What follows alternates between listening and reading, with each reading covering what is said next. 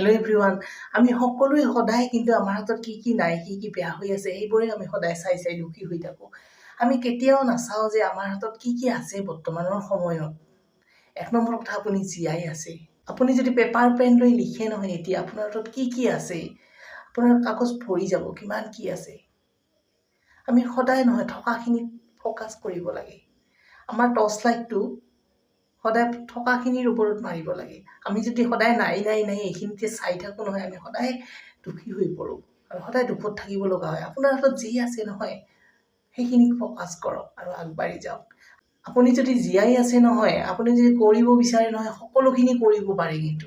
সেইকাৰণে আমি সকলোৱে থকাখিনিৰ ওপৰতে সদায় ফ'কাছ কৰিব লাগে। আমি যদি সদায় নথকাখিনিৰ ওপৰত ফ'কাছ কৰি থাকোঁ নহয়, আমি সদায় দুখেই পাম আৰু বেয়াই লাগিব। আপোনাৰ যিখিনি আছে তাৰ ওপৰত ফ'কাছ কৰক আৰু সুখত থাকক, নহয় জানো? সকলোৱে মোৰ ভিডিঅ'টো শ্বেয়াৰ কৰি দিব, সকলো মানুহক ধন্যবাদ।